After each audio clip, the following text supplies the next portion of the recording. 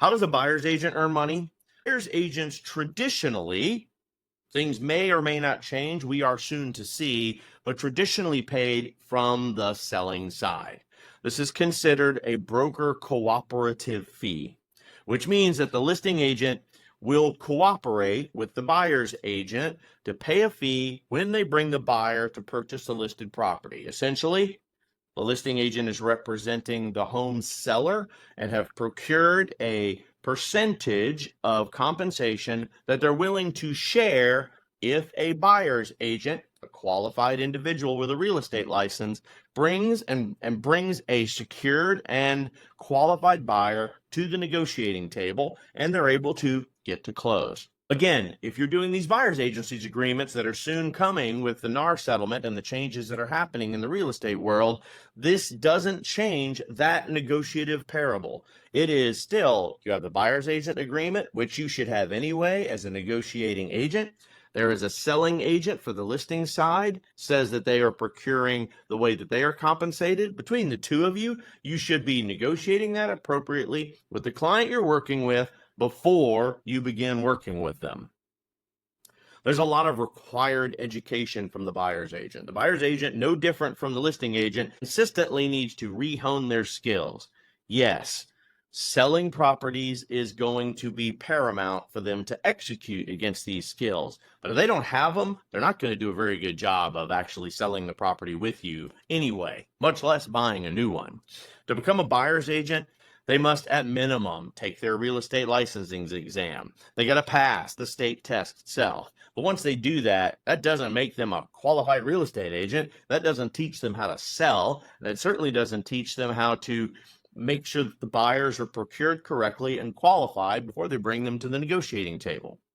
But once they've done that, they can at least begin working with buyers in Florida, and where they've obtained their license, they can start adding those additional specialized credentials that the NAR and the Florida Association of Realtors are going to help them with these designated programs. Accredited buyer's representative, the ABR, is a big one, probably the most common and probably one of the most important with the changes that are potentially happening by the end of this year. I advise everybody to go out and get the ABR. So at least I know that when I'm negotiating with you, I can ask you, hey, if you don't mind me asking, what are your accreditations and certifications? So I know what level of education that you have before you're just writing a contract and tossing it over the fence. The other one that I would suggest to be able to really tune in as a buyer's agent is the real estate negotiations expert. This is one of the best skill sets that are out there for negotiating. It gives you a nice baseline of conversation, and it allows you to maintain a level of professionalism when you're working with a listing agent, because you understand now what they do on their side of the house and what your client truly needs to see from you. If you are negotiating 100% in the dark because you think that makes it easy and you're not really updating your client or keep them involved in the fray, then you're doing a disservice to them. And you need to make sure to change the way you do business so that you can better keep your client involved, because ultimately this is their investment. You are brokering the transaction on their behalf, but it's on their behalf.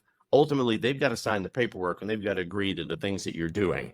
If you just say, hey, I have completely negotiated the contract, and then you bring it to your client, promise you the pitfall you're about to hit is, well, we wanted to add a few things, because trust me, they've watched our videos and they've watched other videos like ours, and they're going to use that experience that they've seen on the internet to push you forward as an agent. So you have got to make sure you have kept them informed as well, so there's no surprises. The other and very popular agent that is out there right now is the leasing agent. This is a huge rental market, and especially with the swing that we have all been dealing with in interest rates, it's important for you to know that there are more renters than ever. And at a certain point, let's go back to the basics for a minute. When you first got licensed, if you've been working with a good brokerage, you understand how to manage listing clients and turning them into buyer clients. A process of education. It is certainly the long road to a new sale, but once those clients have done the necessary things while they are tenants under someone else's agreement, they're going to understand better of why they need to procure their own housing and why they can be a customer of the future for you. A licensed real estate agent can assist any client in leasing properties. You can even add leasing details to your repertoire as, say, a secondary niche to fill in the gaps between your sales deals. However, in a lot of states, there are separate leasing licenses that are required. Florida is not one of those. It is an all-encompassing licenses. We can even help you buy and sell businesses. As a business broker myself, it's probably one of the best experiences that I have for my clientele, and it leads to a lot of residential purchases as well. However, you need to make absolutely sure that you are focused on the leasing when the leasing is where the client wants to go. So make sure that you're diving into your full real estate role, that you're giving it the most attention that it needs, but your listing agent is going to work just like a listing or a buyer's agent, just a little more focused on helping people find rentals instead of homes to buy. A lot more paperwork to review. You personally, as a real estate agent, cannot write leases. We do have some blank forms through the state of Florida that allow you to fill in the boxes, and these leasing forms are protected by the Florida State Bar Association. They are very good, and they are pretty intense. So you better be able to explain them.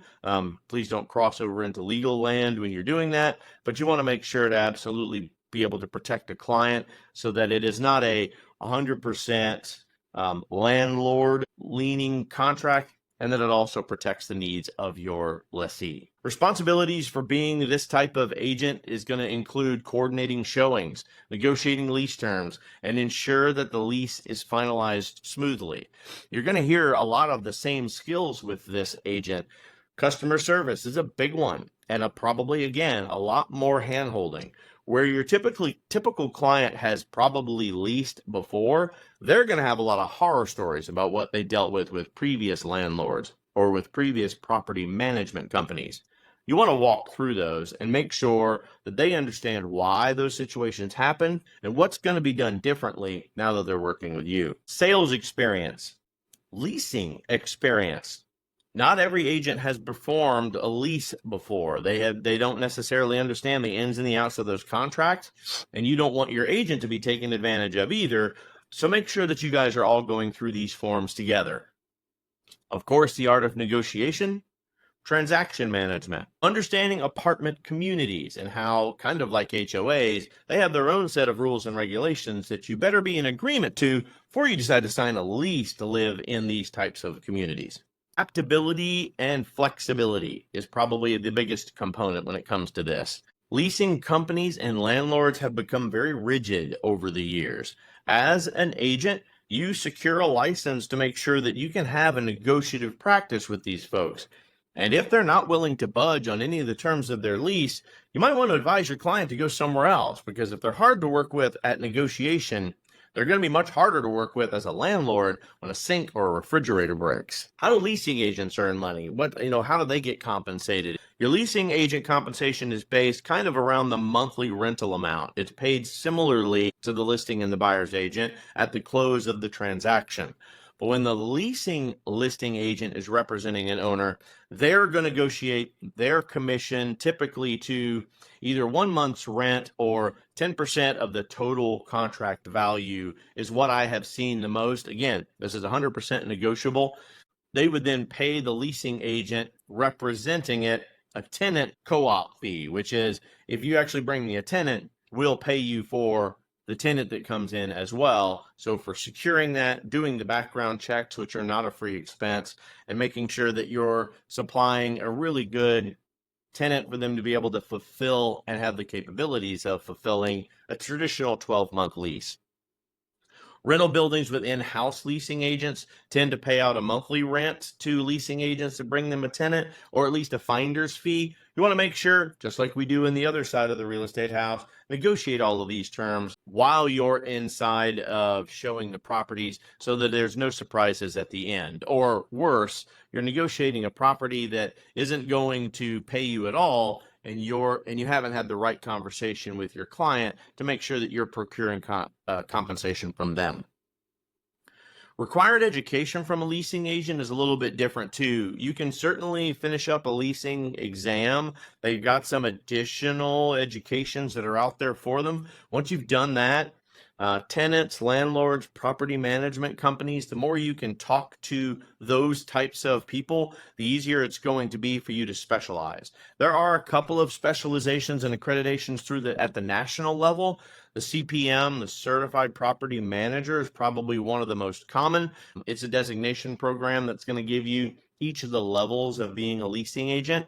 And then there's the real estate investing, the REI accreditation, which will help you understand how not only do you represent a tenant, but also how you represent investment clients that are purchasing multiple houses that they want to utilize as their next source of income as they build a personal portfolio for hopefully you to be able to help them manage. The next big agent, and probably one of those complex that are out there, and I say complex because they're still very closed book on how they operate their business. Not as open. They don't use big MLS databases like the real estate residential market does. So it makes it a lot more complex because there's not as much visibility. But the commercial real estate agent has some huge pros that if you can handle multiple real estate transactions and run them in a long calendared format, you're able to do that in Florida with your traditional real estate license. You can conduct commercial real estate no differently than you do residential real estate, but you better be able to plan to work in the commercial real estate world, and you're going to need to partner with a brokerage that supports and has the experience necessary to be able to handle all of the additional contracting and the procuring practices that are in place in the commercial world. You've got to have a different knowledge set. Commercial real estate agents usually represent building owners, large-scale investors, or a pool of investors, as well as the buyers and potentially the tenants. As a commercial agent, you're going to want to share the similar responsibilities that the listing and the buyer's agents have, all roped into one. Coordinating showings inside of a commercial property, hosting full property experience tours, and you're going to be negotiating and submitting market property offers and overseeing full property inspections, not just a single home inspection. There's a few differences from residential to commercial, such as specific documents you're going to use. So your approach in analyzing comparative properties is going to be considerably different, and the types of properties you're going to be dealing with are going to be far different than what you're dealing with on the residential side of the house. You're going to find, however, the skill set necessary is very similar to all real estate agents. You just have to tune them a little differently, and the conversations you're going to be having are more business level acumen than you're going to be dealing with a one-to-one client level. Still got to have customer service. If you're not focused on your customer service and how you can be the best agent possible, you're missing out. Make sure that you're tuning into this video again from just a couple of months ago on how you can be the very best customer service agent possible and making sure that you're giving your client everything that they need in support of their purchase. Negotiating skills, data analysis, heavy mathematics, the calculation of a return of investment of a property and understanding how the property is going to turn that money through accounting and understanding of spreadsheets and understanding of how the dollars move in and out of the property are paramount to your success as a commercial agent. Local market knowledge goes beyond just how many properties and what type of properties are selling, but as a city, as a marketplace, how is that property going to scale to what's happening in the local community? Is a local Starbucks going to be opening up next door? Is a new Walmart or a Target moving in just down the street, creating additional shopping experiences for the tenants or for the business associates that are going to be running that office? Is there a new hospital that's being built and opening up, and you're trying to procure a local office that can be converted into a doctor or some type of medical facility to support that hospital? These are all things you're going to have to know that you would not have to even pay attention to as a residential agent. The advertising and the marketing plans inside of the commercial business are far different than what you have dealt with in the residential market. You need to be able to understand what they're looking for as an investor. So when they're procuring a building, it's something that's not only going to meet their needs, but it's also going to hit their compliances quickly so they can get into a turnkey business and move forward quickly. which of course brings you to the biggest and the best skill of a commercial agent, problem solving.